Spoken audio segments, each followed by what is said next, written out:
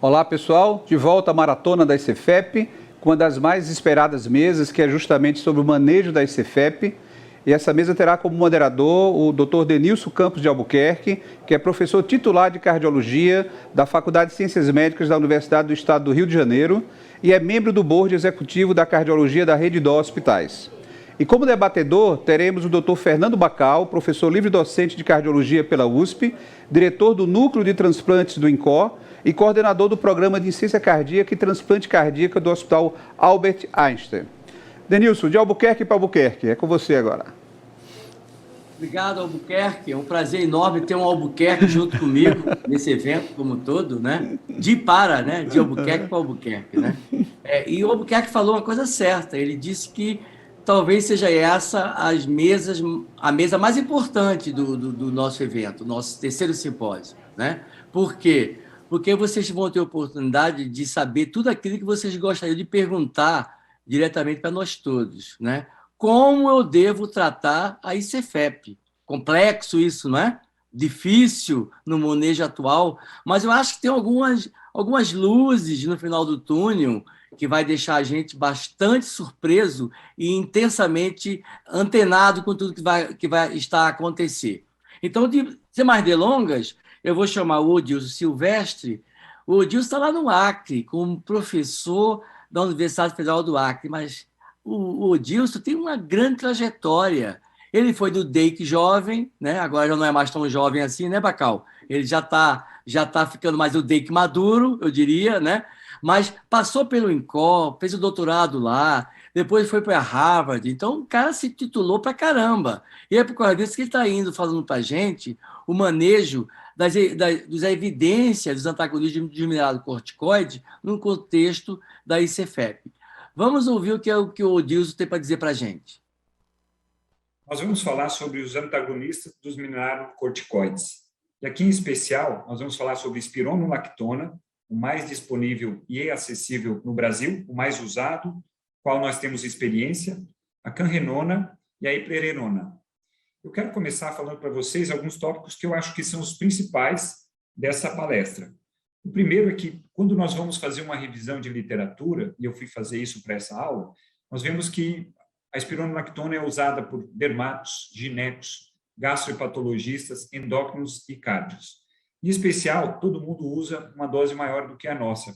A nossa dose na cardiologia é justamente 25 a 50, porque são doses comprovadas como eficazes para o bloqueio de fibrose e para o remodelamento reverso, que é o que nós queremos, além da melhora de qualidade de vida, redução de morbidade e de mortalidade. E, no meu ver, a minha conclusão é que, para a insuficiência cardíaca, independente da fração de ejeção, espironolactona deve ser usada. Para IC com fração de ejeção reduzida, ICFER, IC com fração de ejeção preservada, ICFEP, e para IC com fração de ejeção levemente reduzida, que fica ali no meio da ICFER e ICFEP, fração de ejeção entre 40 e 49. Uma outra questão é que tem essa questão do efeito de terceira margem com implicação da fração de ejeção. Nós sabemos que o efeito é melhor nas frações de ejeções menores e, portanto, um medicamento ou uma classe de medicamentos melhor para a fração de ejeção reduzida. E sobre os efeitos deletérios que acontecem, em especial a piora da função renal e a questão do aumento do potássio, e que isso não tem tanta correlação com desfechos clínicos. E aí, eu quero começar justamente para aquelas pessoas da plateia que estão vendo sobre ICEFEP pela primeira vez nesse congresso, falar que, quando se fala de espironolactona ou bloqueador dos mineralocorticoides em ICEFEP, o nome do estudo é TOPCAT. É o maior estudo, um estudo grande e que foi negativo. Espironolactona não reduziu o desfecho primário, que era especialmente morte e hospitalização. Porém, existem muitas críticas e esse estudo ele ficou muito conhecido justamente pela diferença regional. Hoje eu estou gravando essa aula no 17º dia da guerra da Ucrânia, onde a Rússia está invadindo a Ucrânia, mas nós já tivemos outras questões com a Rússia. E no estudo TOPCAT, Rússia e Geórgia, elas foram realmente colocadas como, como os países que tiveram uma inclusão diferente do que foi feito aqui nas Américas. Nós percebemos nessa subanálise aqui no gráfico à direita, que o Dr. Pfeffer fez, justamente mostrando a diferença aqui na curva de Kaplan-Meier entre o grupo das Américas, América do Norte e do Sul, versus Rússia e Geórgia. Os pacientes eram diferentes, era como se fossem dois estudos, e quando se compara os dois grupos, eles são muito diferentes. O grupo das Américas eram ICFEPs muito mais graves, com mais eventos, e onde nós vemos aqui na linha tracejada, a espironolactona funcionou para reduzir o desfecho primário. Na Rússia e na Geórgia, o número de eventos foi menor, a forma de inclusão era diferente e lá não houve diferença com a espironolactona, ela não reduziu o desfecho. Acabou que, no final das contas, aqui na esquerda, no agrupado, não houve diferença, esse estudo ficou como negativo. Mas o que nós temos é que, na parte onde as inclusões foram, que seguiram melhor o protocolo, sim, a espironolactona funcionou. Então, daí eu tiro aquela afirmação justamente dizendo que, nos pacientes que têm CFEP, a espironolactona reduz, sim, desfechos. E, quando nós olhamos esse estudo, que foi publicado na New England, nós percebemos que, no background dele, ele traz todo o caminho para chegar até a testar essa hipótese da espironolactona na ICFEP.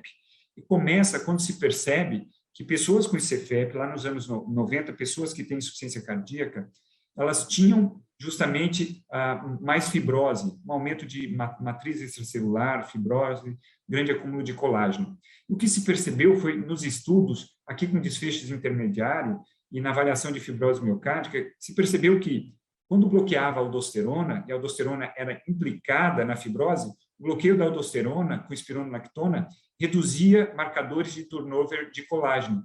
E essa meta-análise mostra justamente isso, uma redução quando é aplicado o bloqueador de aldosterona versus no grupo controle, quando não é aplicado. Então, mostrando que sim, que tinha um efeito em desfecho intermediário. E quando é visto o desfecho intermediário do ecocardiograma, e nesse caso aqui, a redução da média do E sobre linha, um marcador de congestão, um marcador de CFEP, nós percebemos que quando se usa o inibidor de mineralocorticoide, nós temos sim uma redução maior do E sobre linha, esse marcador de CFEP.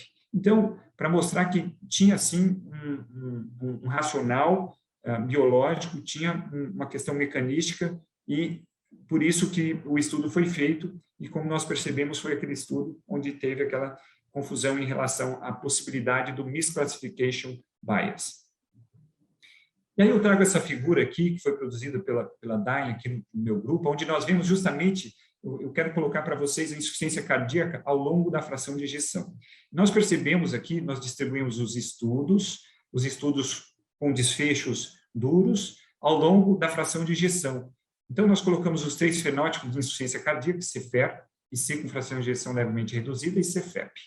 Nós percebemos que do lado da ICFEP aqui, a maioria dos estudos são negativos, o amarelo é quando tem redução de hospitalização, o verde é redução de morte e o vermelho não funcionou. E CFEP está por aqui. Mas como nós percebemos, quando há inclusão dos pacientes com ICFEP, no geral, eles incluíam também pacientes com IC com fração de ejeção levemente reduzida. Só que IC com fração de ejeção levemente reduzida é uma classificação relativamente nova, que não tinha quando esses estudos aqui foram desenhados. Então, existe uma certa confusão aqui, ou uma contaminação de CFEP com IC com fração de ejeção levemente reduzida, o que faz com que, muitas vezes, esses resultados possam ser um pouco contaminados por uma fração de ejeção mais reduzida. Mas o que nós vamos focar aqui é justamente o bloqueio do mineralocorticoide com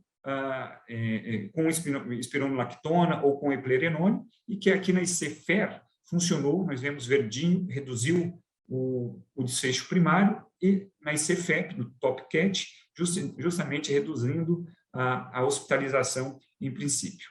E aí o que me vem buscando um pouquinho, fazer alguma analogia, é que essa questão de nós incluirmos pacientes com ICFEP, acaba que nós incluímos pacientes também da margem do meio, que são pacientes com fração de ejeção levemente reduzida.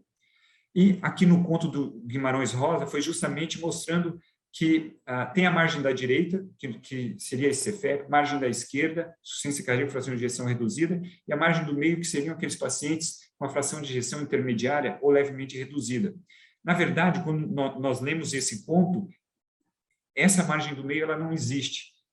E aqui, nessa discussão agora de classificação de insuficiência cardíaca, é justamente o que nós tentamos entender nesse momento, se esses pacientes intermediários vêm para um lado ou vêm para o outro, mas que os estudos acabaram incluindo tanto na ICFEP quanto na ICFER, contaminando um pouquinho esse grupo incluído.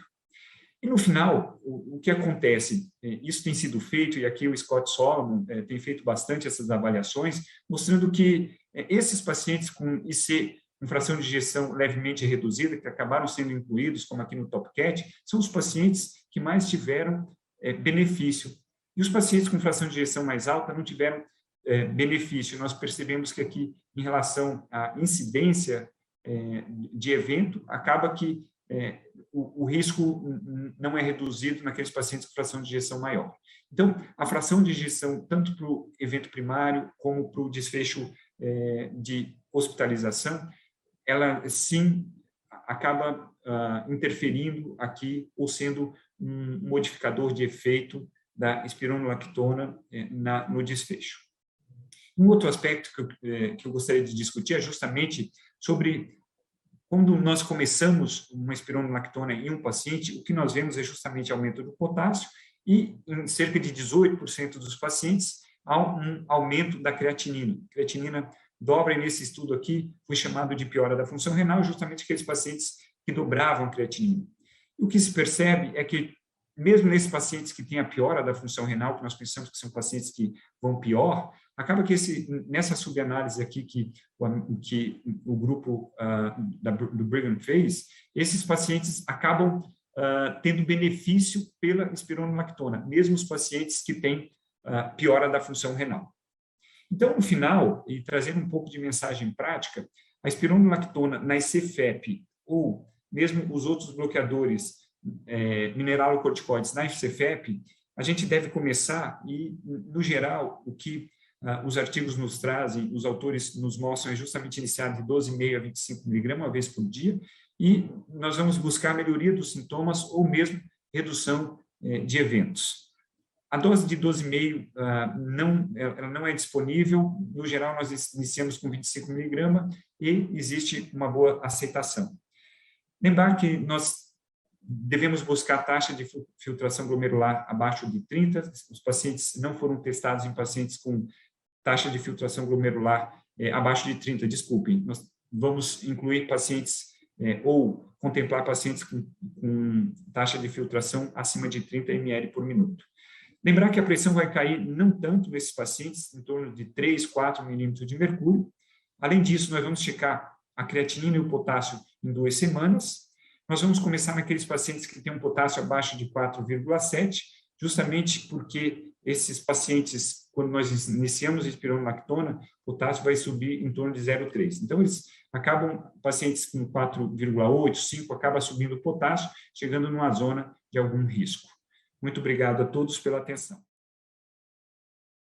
Excelente a apresentação do Dilson, porque ele colocou muito bem o papel da espironolactona, que é o que a gente tem no Brasil, nesse contexto. Agora o Múcio vai trazer para a gente o que é que os inibidores da SGLT2 trouxeram para a gente. Vai ficar... Realmente foi uma revolução, né? Vocês têm acompanhado isso ao longo das diretrizes, ao longo das publicações, e vai nos dizer se veio realmente a ficar e, no contexto da ICFEP, se existe essa tal de luz no final do túnel.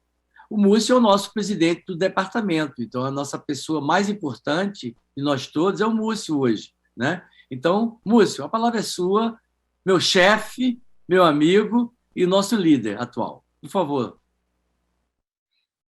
Olá, meu nome é Múcio Tavares, eu sou médico do INCOR e tenho o prazer de, nos próximos 2 anos, exercer a função de presidente do Departamento de Insuficiência Cardíaca. Bem-vindos, mais uma vez, ao 3º Simpósio Nacional de ICFEP.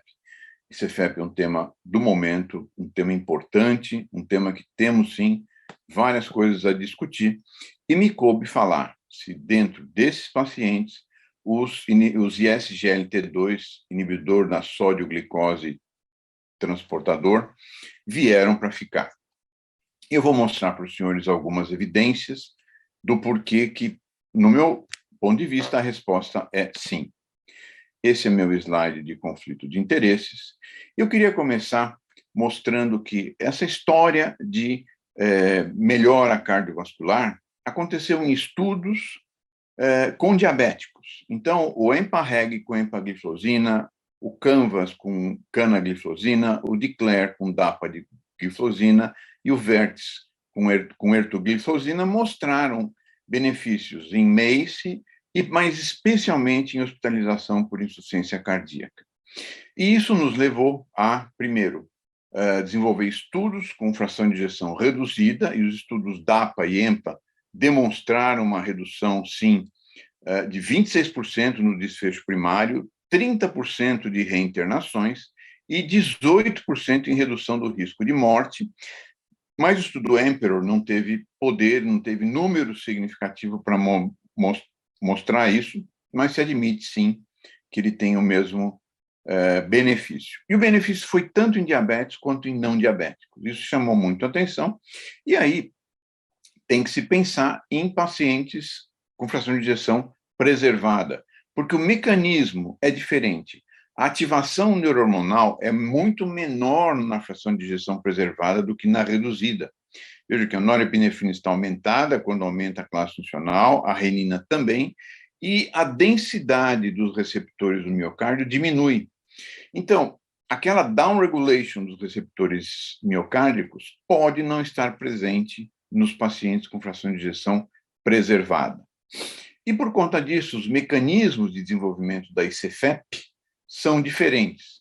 Então, a ocorrência dos fatores de risco, sobrepeso, obesidade, diabetes, hipertensão, DPOC e idade, leva a um estado pró-inflamatório, uma ativação endotelial com diminuição da produção de óxido nítrico, aumento na produção de radicais livres, e isso tudo leva a disfunção miocitária, hipertrofia e fibrose, resultando em disfunção diastólica, que é o mecanismo mecânico, que é o dado mecânico do paciente com fração de ejeção preservada. Por isso, diversos estudos foram neutros em termos de mostrar qualquer tipo de benefício, até que se desenhou um estudo com EMPEROR, com empagliflozina, um estudo com dapagliflozina, que nós ainda não temos os resultados, mas esperamos com grande ansiedade, e torcemos muito por ele. Mas o EMPEROR Preserved foi um estudo indivíduos com insuficiência cardíaca, diabéticos e não diabéticos, com fração de ejeção acima de 40%. Quase 6 mil indivíduos randomizados para empagliflozina 10 ou placebo, uma idade média de 72, metade do grupo era diabético, metade era não diabético, um terço era isquêmico, a fração de ejeção média era 54, o NT-proBNP não tão alto quanto reduzida. Interessante que aqui um terço eram com fração de ejeção de 40 a 50, um terço dos pacientes 50 a 60, um terço dos pacientes mais do que 60. E esse estudo nos mostrou coisas muito interessantes. Primeiro, o desfecho primário, morte cardiovascular ou hospitalização por insuficiência cardíaca, uma redução do desfecho composto primário de 21%. Quando se separaram os componentes do desfecho primário, então, hospitalização por insuficiência cardíaca, empagliflozina levou a uma redução relativa de risco de 27% de hospitalização por IC. E um benefício, que eu estou mostrando com a seta aqui, um benefício precoce. Não houve a possibilidade de demonstração de morte por todas as causas. E nós vamos discutir um pouquinho sobre isso bem no final. O benefício, fazendo análise de subgrupos, foi igual, foi benéfico em pacientes diabéticos e não diabéticos, com uma redução semelhante, e quando se avaliou fração de ejeção, aqueles com fração de ejeção menor do que 50 tiveram benefício, entre 50 e 60 tiveram benefício, e o benefício foi menor nos indivíduos com fração de ejeção acima de 60%. Muito bom. Por que isso? Provavelmente porque aqui, essa amostra de mais de 60% está contaminada por pacientes não só com insuficiência cardíaca com fração de ejeção preservada, mas talvez muitos pacientes desses sejam pacientes com síndrome restritiva. Muito bem. Também publicado recentemente o estudo SOILIST, que avaliou pacientes diabéticos com hospitalização recente por insuficiência cardíaca, uma fração de ejeção média de 35%, mas 20% deles tinham mais do que 50%. Houve uma redução, um benefício no desfecho primário de 33%, e quando se avaliou na análise de subgrupo a fração de ejeção, o benefício foi maior em pacientes com fração de ejeção acima de 50%. Foi também foi benéfico em pacientes com menos de 50%, mas nos pacientes com mais de 50% foi benéfico, mostrando que talvez todas as drogas dessa classe sejam, sim, classe dependente, tem um efeito de classe. E como é que nós podemos explicar por que existe esse benefício? Então, existem benefícios renais, cardíacos e vasculares, sendo renais, aumento de natriurese, aumento de diurese, diminuição de glicosúria e redução de pressão glomerular, levando a uma proteção renal. No coração, aqui existe uma melhora da eficiência metabólica, aumento do suprimento de oxigênio, diminuição do estresse oxidativo, diminuição de fibrose, da gordura epicárdica e da estimulação neurohormonal. Nos vasos, uma melhora da função endotelial, uma redução da rigidez e redução da resistência vascular, levando a uma melhora da função diastólica e redução da massa do ventrículo esquerdo. Além dos benefícios, então, estamos falando dos benefícios renais, que são um desfecho importante para nós em pacientes com insuficiência cardíaca reduzida ou preservada. O estudo Emperor Reduced mostrou uma redução da progressão do declínio da taxa de função glomerular e, mais ainda, o estudo com a dapagliflozina, que se chamou DAPA-CKD, mostrou que em indivíduos com disfunção renal, diabéticos e não diabéticos, 40% não diabéticos, 60% diabéticos, houve uma redução da progressão da função renal ou morte, e quando se separou isso, houve uma redução da progressão da evolução para a fase final da insuficiência renal ou morte renal. Vou mostrar aqui, mas houve redução também em morte cardiovascular. Por que os estudos não mostraram redução de morte cardiovascular? Porque 40% das mortes em indivíduos com fração de ejeção preservada, e esses são dados do Paragon, tem mortes não cardiovasculares, 60% tem mortes cardiovasculares. Então, é muito difícil que, quando a gente tem morte cardiovascular, um número enorme de mortes não cardiovascular, as drogas mostrem benefício. Essa mesma análise mostrou que, quando à medida que aumenta a fração de ejeção, cai o número de mortes súbitas cardíacas, mortes cardíacas não súbitas, mas tende a se manter ou aumentar as mortes não cardiovasculares. Diante disso, posso dizer aos senhores que os ISGLT2 na ICFEP vieram sim para ficar, e na ICFER também. Eles reduzem a hospitalização e piora clínica, reduzem a progressão da disfunção renal, lembrar que o tipo de morte no paciente com ICFEP é diferente do paciente com ICFER. Então, o impacto na mortalidade pode não ser o alvo do nosso tratamento do paciente com ICFEP. E o foco na insuficiência cardíaca com fração de ejeção preservada deve ser a estabilidade clínica e a redução da hospitalização, muito mais do que redução de mortalidade. Muito obrigado pela atenção. Muito bom, Múcio. Você foi preciso nas suas colocações. Eu acho que a gente vai ter muita discussão, se a gente tiver tempo, espero que sim, né? E vamos avançar mais um pouco e chamar o Jefferson Vieira, outra cria do INCOR, do qual participou ativamente, fez seu doutorado lá. O Jefferson também andou fora do Brasil e atualmente ele voltou para sua terra natal, voltou lá para o Ceará para formar a equipe lá do nosso querido João, né? O João realmente é um ícone lá do Ceará em relação ao transplante cardíaco, e o Jefferson está lá, dentro da equipe do João, que está trabalhando no transplante, e vai nos brindar com um novo ícone desse tratamento, que é os inibidores, o sacubitril/valsartana, nesse contexto global. Jefferson, a palavra é sua.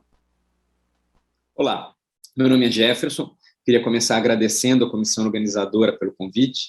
O assunto que eu vou falar hoje é sacubitril/valsartan e a tal fração de ejeção ventricular abaixo do normal.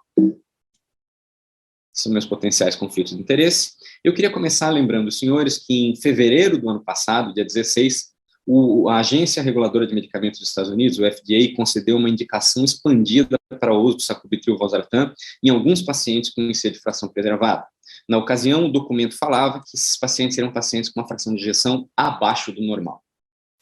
2 semanas depois, de forma não coincidente, um comitê composto por membros da Associação Americana de Insuficiência Cardíaca, a Sociedade Europeia e Sociedade Japonesa de Insuficiência Cardíaca, junto com o pessoal da Austrália, da China, várias outras sociedades ao longo do globo, publicaram um documento em que eles decidiram unificar as definições e classificações da insuficiência cardíaca para facilitar a comunicação entre os grupos. E eles propuseram a existência da IC de fração reduzida, levemente reduzida, preservada e melhorada.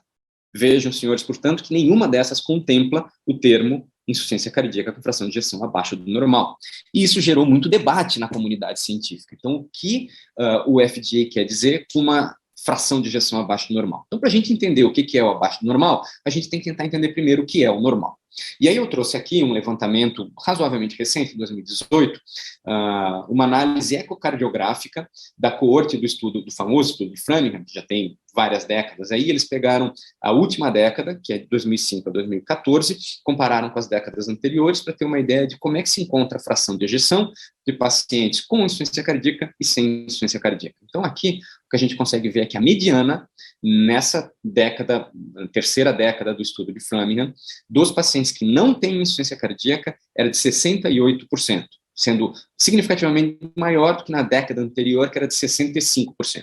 Aqui eu chamo a atenção também para os pacientes de estágio B da American Heart, que são aqueles que têm disfunção, mas sem o diagnóstico, sem a IC manifesta. Então, isso foi um percentual de 2%. Esses pacientes a gente não está considerando, mas a gente avalia que a fração de ejeção normal é essa que fica entre 60% e 80%.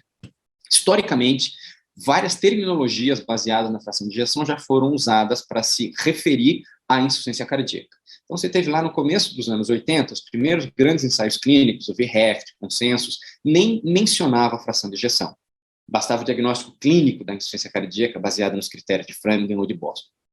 No começo dos anos 90, insuficiência cardíaca era sinônimo de ser sistólica, ou de IC de fração reduzida. Você falava em insuficiência cardíaca, você automaticamente assumia que o paciente tinha uma fração baixa.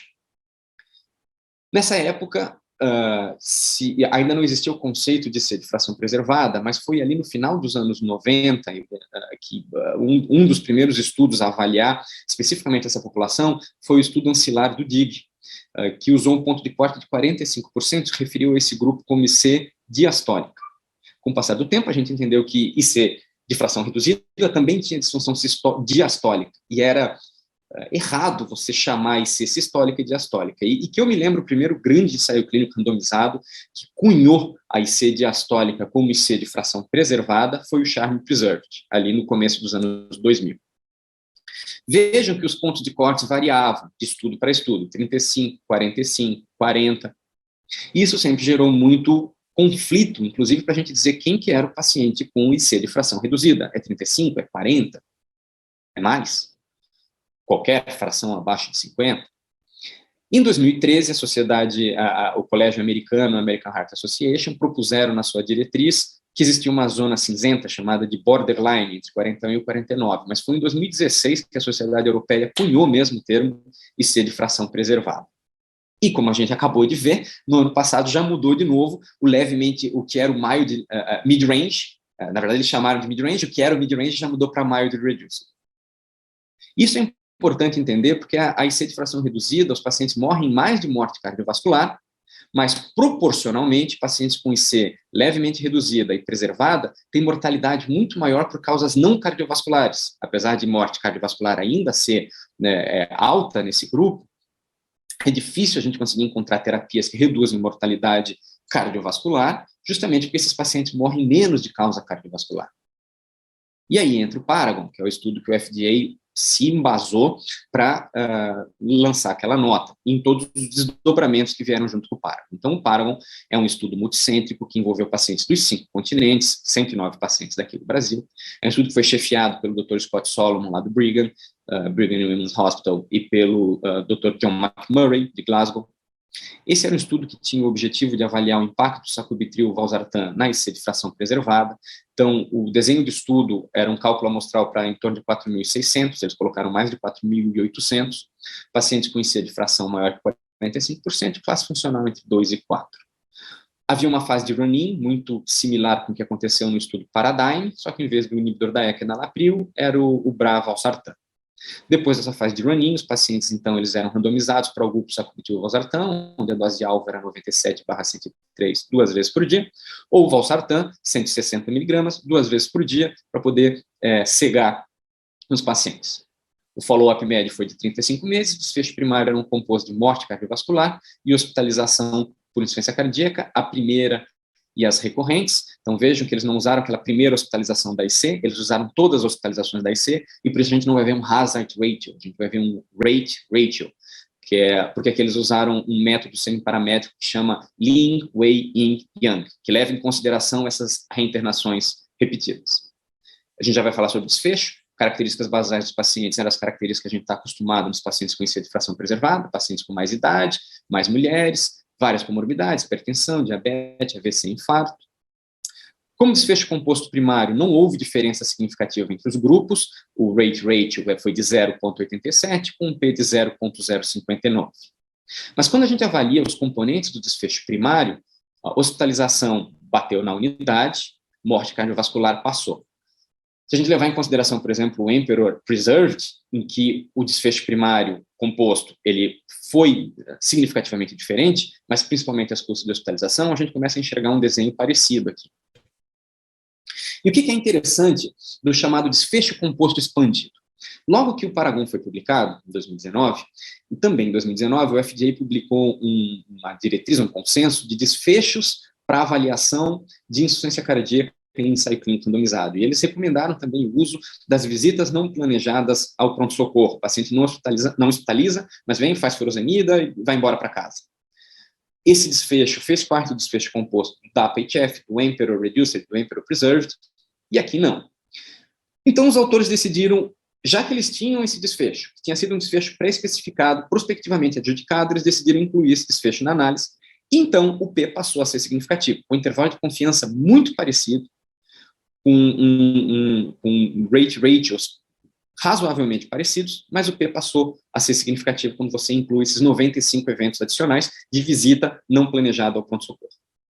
E aí, quando a gente usa a mediana de 57%, que foi a mediana dos pacientes do Paragon, o desfecho, você identifica a fração de ejeção como uma variável que muda o efeito do sacubitril valsartan, com um P de interação de 0,035. E quando a gente avalia esses pacientes com a mediana abaixo de 57%, a gente identifica que o desfecho composto passa a ter significância estatística, com um NNT de 9 pacientes tratados ao longo de 35 meses, para que se tenha qualquer um dos componentes desse desfecho composto estendido. Quando a gente soma os achados do Paragon com o Paradigm, a gente observa que há um espectro de benefício de fração de ejeção, que ele é mais pronunciado nos 40%, mas que ele ainda é observado até ali mais de 60% de fração de ejeção.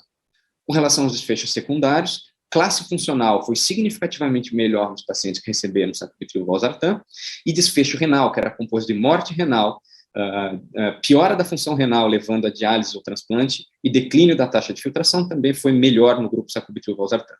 Com relação aos desfechos de segurança, hipotensão e angedema não grave foram maiores no grupo sacubitril/valsartan, e precalemia e piora da função renal piores no grupo valsartan, achado muito parecido com o estudo Paradigm. Para concluir, um levantamento feito pelo grupo do Brigham, que pegou pacientes do registro Get With The Guideline e do National Health Survey, em que eles pegaram 560 mil pacientes, e eles avaliaram com os critérios do Paragon e usando a indicação expandida do FDA, e eles mostraram que se você usar o ponto de corte de 60%, você alcançaria 1.800.000 pacientes a mais, com indicação, pacientes potencialmente elegíveis para sacubitril/valsartan, e se reduziria em torno de 182 mil eventos. Então, isso tem um potencial sanitário e financeiro que a gente vai saber com o passar dos anos. Eu concluo, então, convidando a todos para o Congresso de Insuficiência Cardíaca, que vai acontecer em junho, lá em Curitiba, e para o Congresso Norte e Nordeste de Cardiologia, que vai acontecer em Fortaleza, o de Norte e Nordeste em agosto, e o de Curitiba em junho. Então, para quem gosta de frio, vão para Curitiba, para quem gosta de calor, venham para Fortaleza, mas venham. Obrigado. Muito bom, Jefferson. Realmente você foi muito feliz na sua apresentação. Agora a gente vai por último tópico, nem por isso menos importante, né? E agora o nosso líder é o Almir Ferraz, é um ícone da reabilitação cardiovascular, uma pessoa que tem que se dedicar ao longo da sua vida à reabilitação e, muito especialmente, nos últimos anos, à insuficiência cardíaca. E o Almir vai dizer o que é que tem de evidências hoje em dieta e treinamento físico. Ele trabalha lá no Dante Pazanese e coordena esse laboratório de reabilitação cardiopulmonar, né? Almir, a palavra é sua. Olá, gostaria de agradecer a organização do terceiro Simpósio Nacional de Cefep para mais essa oportunidade de participar de novo desse evento. E o nosso assunto é dieta e treinamento físico na ICCEP. Que evidências nós temos atualmente? Como nós sabemos, a ICFEP é hoje classificada como uma síndrome clínica, onde nós temos uma capacidade reduzida do coração em bombear o sangue, com pressões de enchimento normais na diástole.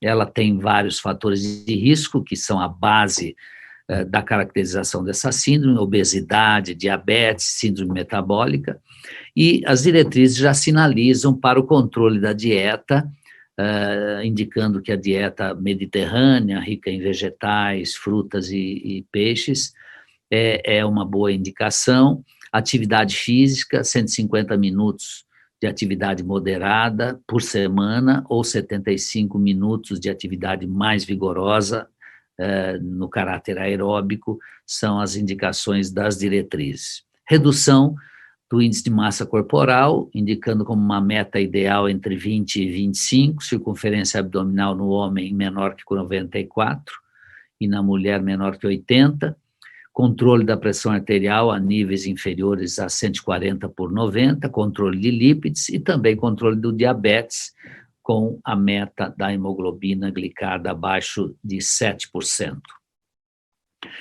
O Dr. Borlaug mostra que a síndrome clínica da ICFEP, ela tem múltiplos fenotipos que têm que ser individualizados para que nós implementamos o tratamento adequado a cada subtipo nesta síndrome.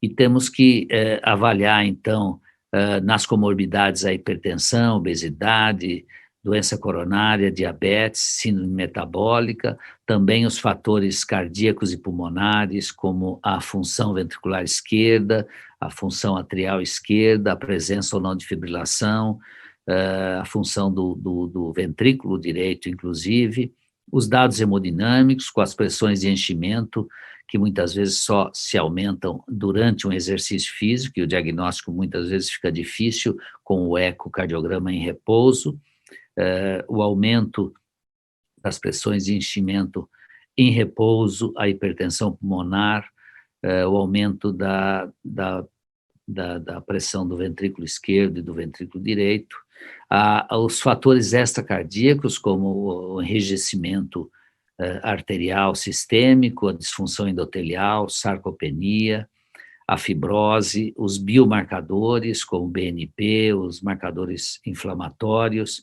e a fibrose cardíaca, são marcadores importantes para individualizar os vários fenótipos presentes nessa mesma síndrome. Desde os dados de Framingham, nós temos uma nítida relação entre o ganho de peso e aumento da incidência da insuficiência cardíaca, tanto na mulher quanto no homem.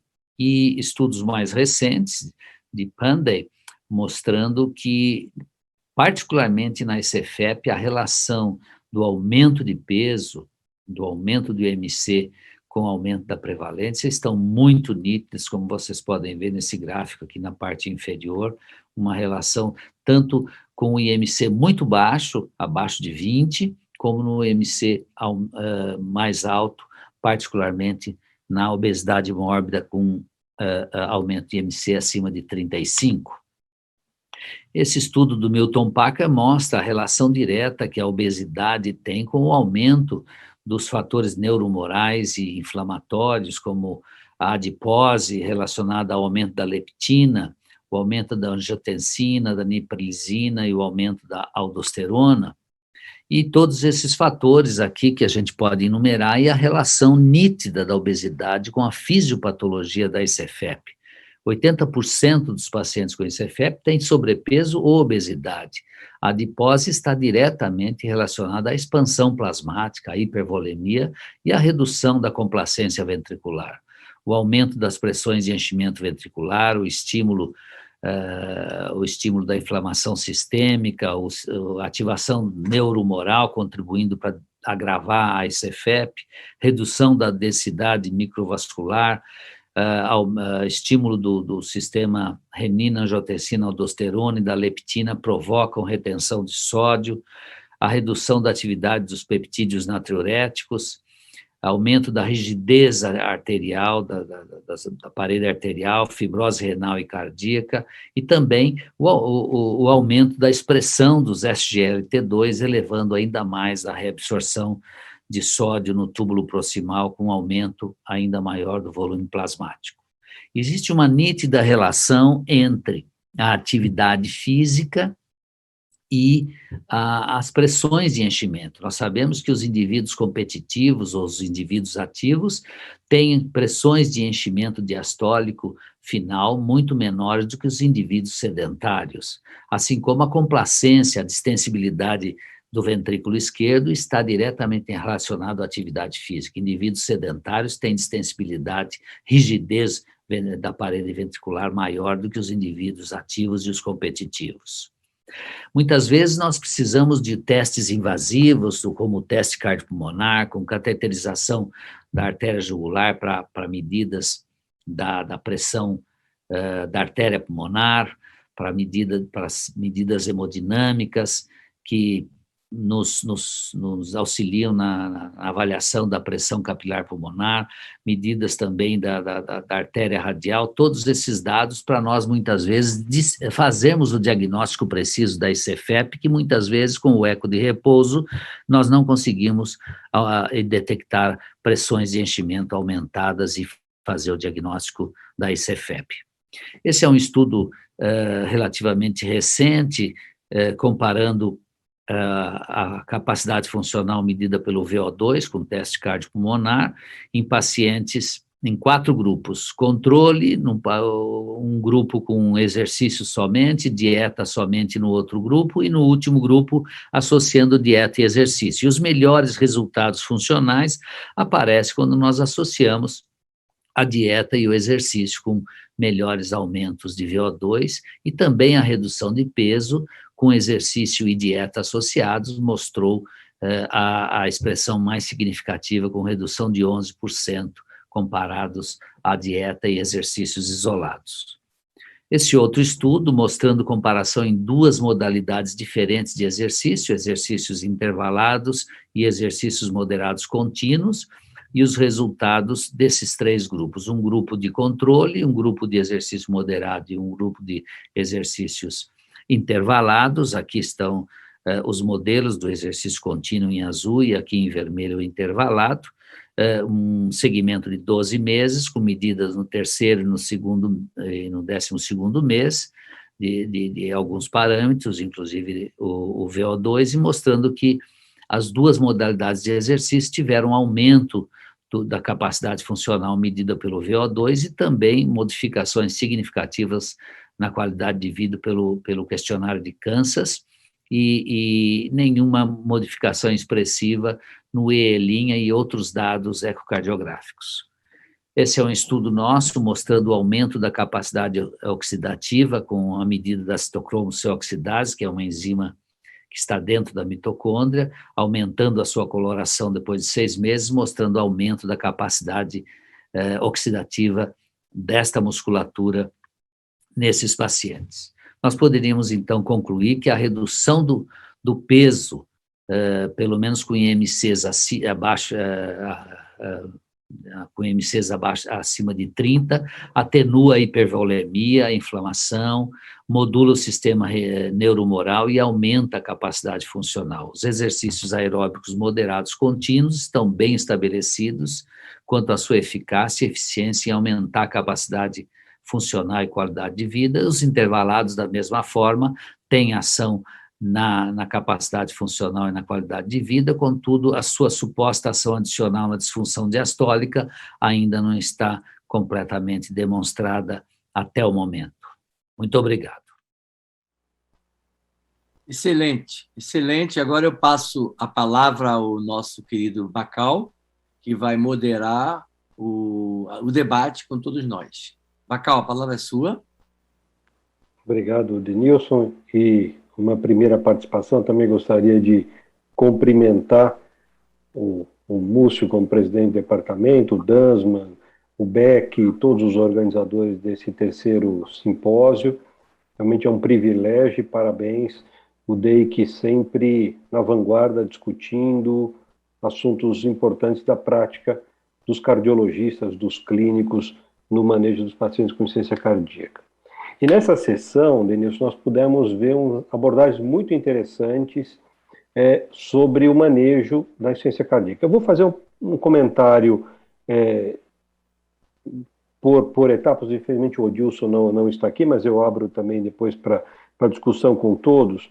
O Odilson fez um comentário importante, enfatizando o papel da aldosterona como um gatilho de fibrose, que tem um papel hoje importante também na fisiopatologia da ICFEP, né?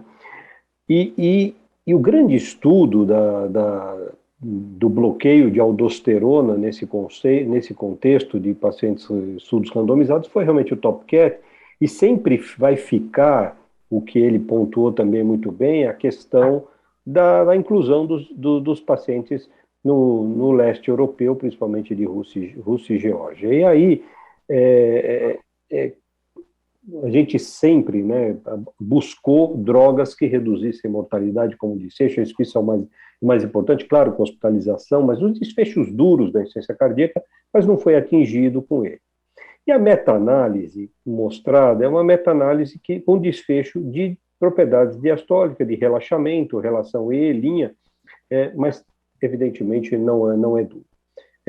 Então vou perguntar para o Múcio, uma vez que o Dilson não está, como você vê, Múcio, na prática, a introdução? Nós só temos espirolactona, né? Espirolactona no nosso meio. Você se convence com essa meta-análise que avaliou a relação E-linha e um estudo negativo, partindo do pressuposto que a randomização na Rússia e na Geórgia não foi adequada, você continua acreditando que bloquear a aldosterona no contexto da ICFEP é importante e você prescreve para os seus pacientes?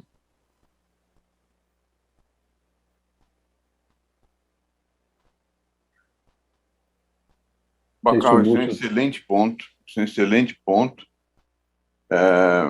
Seus comentários foram muito pertinentes. E, para não tomar muito tempo, obviamente, eu vou ser rápido e digo a você, sim, eu prescrevo espironolactona para os meus pacientes com ICFEP. Quando eles viajam para a Rússia e para a Geórgia, eu também suspendo, porque lá parece que não funciona. Mas eu, sim, uso e há uma... Eu não consegui achar isso agora, mas há uma dosagem da ativação do bloqueio do sistema renina-angiotensina nos pacientes da Rússia e da Geórgia que foram diferentes das Américas. Então tem alguma coisa muito mal explicada por lá. Eu concordo com você. Eu também prescrevo. Eu acho que é uma droga que tem um racional interessante dentro do conceito fisiopatológico. Novamente, durante muitos e muitos anos, nós ficamos órfãos, entre aspas, de remédios que comprovadamente tivessem isso. Nós continuamos tratando os nossos pacientes com ICFEP, sabendo que eles têm muitas comorbidades, que é uma fisiopatologia diferente, que nós devemos controlar a hipertensão, devemos controlar a obesidade, controlar a hipervolemia desses pacientes, frequência cardíaca e assim por diante. E nesse contexto, eu acho que a questão fibrose tem um papel, e estudos que em ressonância mostram que esse paciente não tem, apesar de ter uma função sistólica preservada, ele tem uma série de alterações que hoje fazem parte, inclusive, do critério diagnóstico da ICFEP, índice de massa, alteração de átrio esquerdo, as propriedades de relaxamento, né? Então, existem alterações estruturais muito evidentes que fazem com que esse paciente realmente seja tão sintomático e que tenha um prognóstico também pior.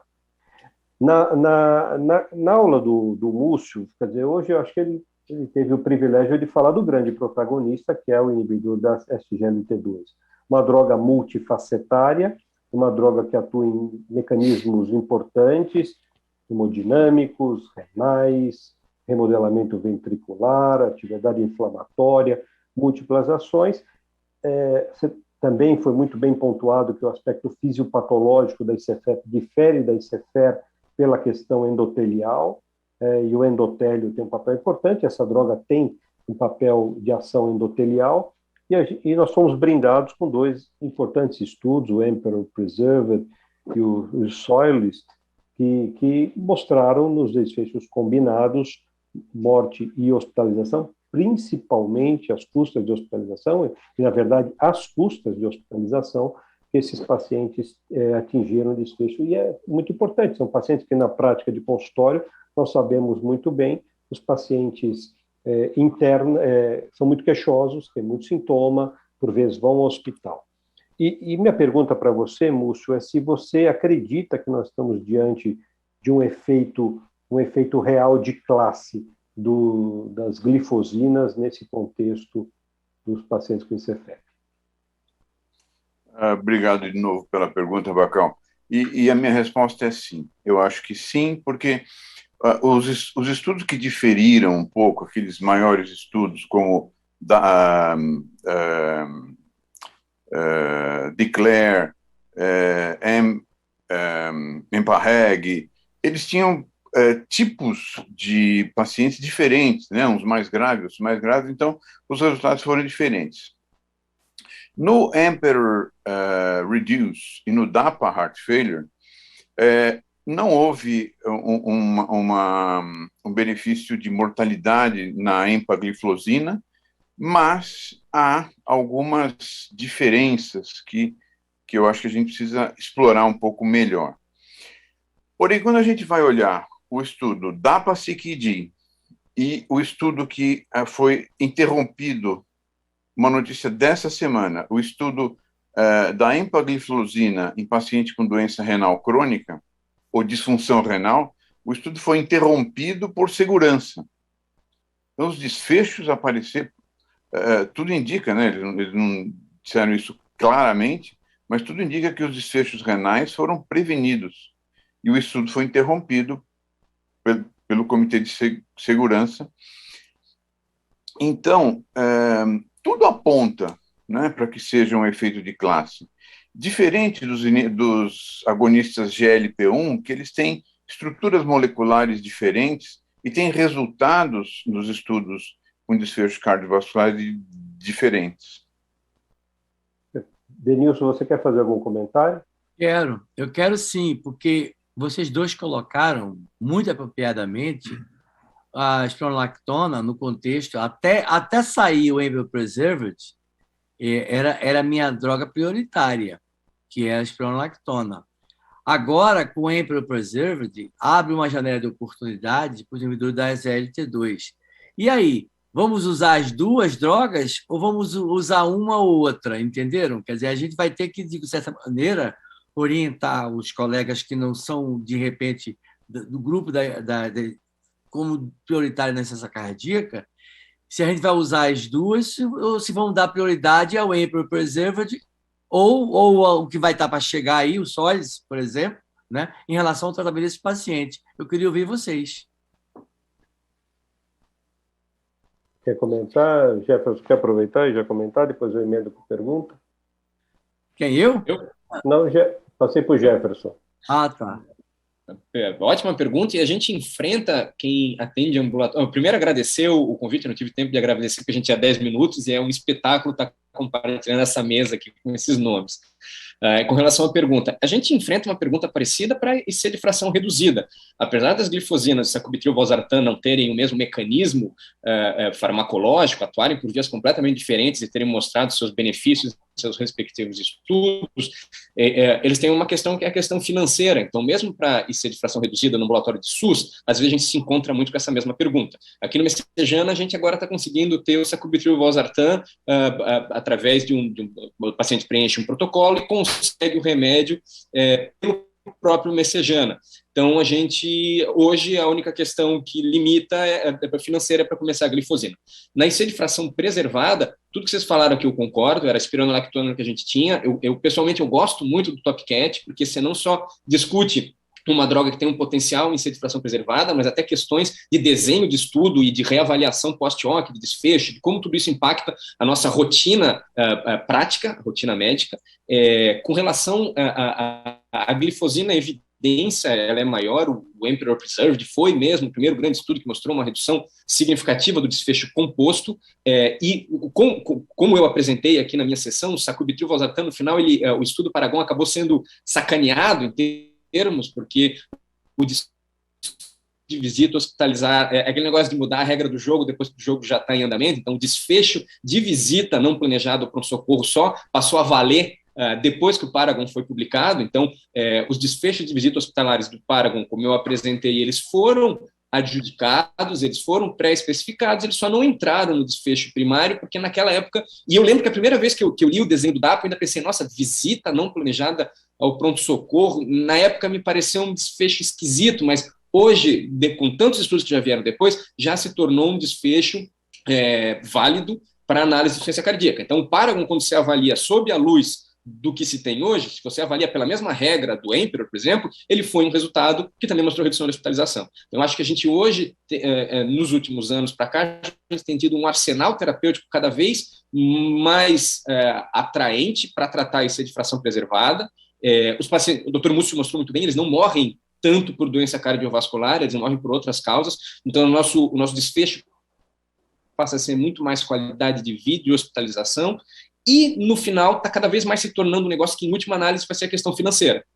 Muito parecido com o que é com a IC de fração reduzida nesse sentido. Você vai ter que ver se o paciente vai ter condições. Ele vai ter condições, ele tem condições, você prescreve a glifosina, inclusive o próprio sacubitril/valsartan tem um ótimo efeito como hipotensor, tanto no Paradigm quanto no Paragon, na análise de desfecho de segurança, foi significativamente mais hipotensor do que o enalapril no Paradigm, até como antihipertensivo. Se uma das indicações que a gente tem para manejo da IC de fração preservada é controle de pressão, então até como isso ele entra. Não sei se eu respondi a pergunta. Essa respondeu, e essa era a minha pergunta para você, que você já se antecipou, você já anteviu. Como você foi o advogado do sacubitril/valsartan, e claro, nós ficamos decepcionados quando a gente viu o resultado do Paragon, por um lado, mas por outro lado você mostrou muito bem essa análise a posteriori de visitas não planejadas e todo o racional também que embasa a droga. A minha pergunta era justamente essa, se você se sentia confortável de dar o sacubitril/valsartan num contexto de um paciente hipertenso. Sabidamente, hipertensão tem o seu papel, e por tudo que você defendeu da droga, eu acho que está claro de que possa ser uma droga, inclusive, usada no contexto de controle da pressão arterial, além dos efeitos todos que a molécula em si pode proporcionar na questão ventricular. Então, acho que você já antecipou. E por fim...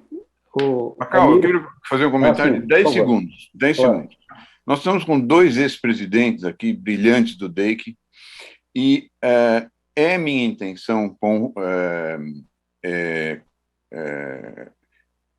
conversar com vocês, porque eu acho que o DEIC tem que tomar uma posição institucional em relação a essas drogas. Elas têm tantas evidências, né, que eu acho que, como DEIC, a gente tem que ter uma posição institucional. No acesso ao paciente, né? Do acesso ao paciente. Perfeito. Conte sempre com a gente, acho que é fundamental. E o professor Almir comentou também muito bem, fazendo um link interessante em relação ao exercício, obesidade, o quanto o exercício melhora a distensibilidade, pressões diastólicas finais, comparando indivíduos sedentários e indivíduos que fazem exercício. E minha pergunta para você, Almir, você é um grande especialista nisso, é uma questão bem prática. Qual é a diferença na tua prescrição de atividade física para uma ICFER e uma ICFEP? Como você orienta na prática esse paciente com ICFEP a fazer atividade física? Obrigado, Macau. Excelente pergunta. Os estudos, inicialmente, de prescrição de exercício para ICFER e ICFEP, eles eram diversos. Por exemplo, se acreditava que na ICFEP você poderia implementar intensidades maiores, porque se acreditava, nós tínhamos, divididos pelos estudos de drogas, nós tínhamos praticamente 3 síndromes. A síndrome da ICFER, que era abaixo de 40, a síndrome dos mid-range, que depois se transformaram, que inicialmente eram uma terceira categoria, e a ICFEP, que era acima de 50, e se acreditava que nós teríamos menos cuidados com ICFEP por conta da fração de ejeção preservada. E os estudos se seguiram, esses e vários estudos de Pandley, mostraram que realmente nós temos que ter cuidado também com a ICFEP nas prescrições, e elas têm que ser gradativas. Os pacientes, muitos deles com ICFEP, têm algum comprometimento em termos de sarcopenia já, inclusive da musculatura respiratória, onde você tem, muitas vezes, pressões inspiratórias reduzidas e que se beneficiam de exercícios respiratórios acoplados aos exercícios resistidos e aos exercícios aeróbicos clássicos. Então, hoje, diferente da utilização das drogas, onde recentemente o Milton Packer pôs a nova reanálise para o sacubitril/valsartan, e dizendo que até 57% de fração de ejeção você pode usar essa droga eventualmente com benefícios.